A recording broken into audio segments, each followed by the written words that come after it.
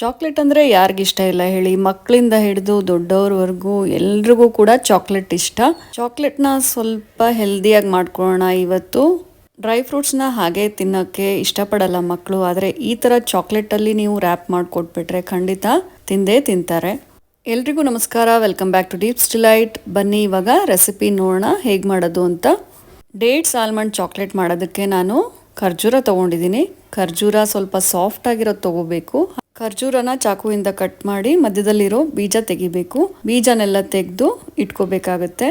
ಎಲ್ಲ ಖರ್ಜೂರದ ಬೀಜವನ್ನು ನಾವು ತೆಗೆದು ಇಟ್ಕೊಂಡಾದ್ಮೇಲೆ ಮಧ್ಯದಲ್ಲಿ ಬಾದಾಮಿ, ಗೋಡಂಬಿ ಅಥವಾ ವಾಲ್ನಟ್ ಯಾವುದು ಇಲ್ಲ ಅಂದರೆ ಹುರಿದಿರುವ ಕಡಲೆಕಾಯಿನೂ ಇಟ್ಕೋಬಹುದು. ಈ ಥರ ಎಲ್ಲ ಖರ್ಜೂರದ ಮಧ್ಯ ಇಟ್ಕೊಂಡಿದ್ದೀನಿ.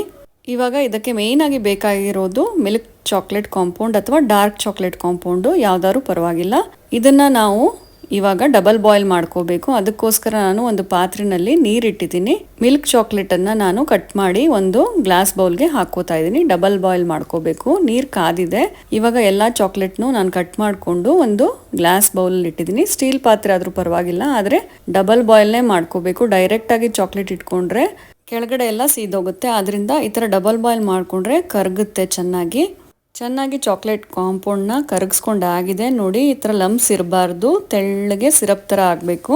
ಇವಾಗ ಒಂದೊಂದೇ ಖರ್ಜೂರ ಅಥವಾ 3-4 ಖರ್ಜೂರ ಒಂದೇ ಸಲ ಹಾಕ್ಕೊಂಡು ಕೂಡ ನೀವು ಅದನ್ನು ಕೋಟಿಂಗ್ ಮಾಡ್ಕೋಬೋದು.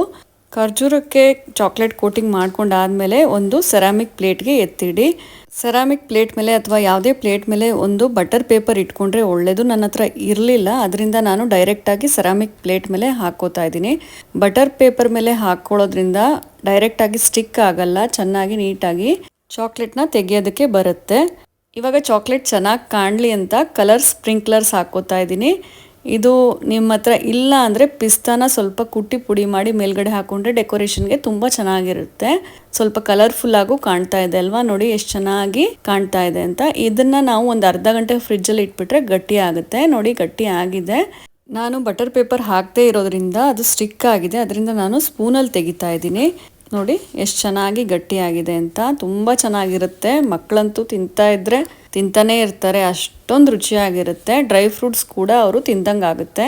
ಮಕ್ಕಳಿಗೆ ಸಮ್ಮರ್ ಹಾಲಿಡೇಸ್ ಸ್ಟಾರ್ಟ್ ಆಗಿದೆ. ಈ ಥರ ಮಾಡಿ ನೋಡಿ, ತುಂಬಾ ಚೆನ್ನಾಗಿರುತ್ತೆ. ನೋಡಿ ಕಟ್ ಮಾಡಿ ತೋರಿಸ್ತಾ ಇದ್ದೀನಿ. ಒಳಗಡೆ ಡ್ರೈ ಫ್ರೂಟ್ಸ್ ಕೂಡ ಇರುತ್ತೆ, ಅದರಿಂದ ಹೆಲ್ದಿಯಾಗೂ ಕೂಡ ಇರುತ್ತೆ. ಈ ಸಮ್ಮರ್ ಹಾಲಿಡೇಸ್ಗೆ ಮಕ್ಕಳಿಗೆ ಇದನ್ನು ಮಾಡಿಕೊಡಿ, ತುಂಬಾ ಇಷ್ಟಪಡ್ತಾರೆ. ಹಾಗೆ ನೀವು ಕೂಡ ಮಾಡ್ಕೊಂಡು ತಿನ್ನಿ ಅಂತ ಹೇಳ್ತಾ ಇವತ್ತಿನ ವಿಡಿಯೋ ಮುಗಿಸ್ತಾ ಇದ್ದೀನಿ. ವಿಡಿಯೋ ಇಷ್ಟ ಆಗಿದೆ ಅಂತ ಅನ್ಕೋತೀನಿ. ವಿಡಿಯೋ ಇಷ್ಟ ಆಗಿದ್ರೆ ಪ್ಲೀಸ್ ಲೈಕ್ ಮಾಡಿ, ಹಾಗೆ ಚಾನಲ್ನ ಸಬ್ಸ್ಕ್ರೈಬ್ ಮಾಡ್ಕೊಳ್ಳಿ. ಪಕ್ಕದಲ್ಲೇ ಇರುವ ಬೆಲ್ ಬಟನ್ನು ಕ್ಲಿಕ್ ಮಾಡಿ. Thanks for watching.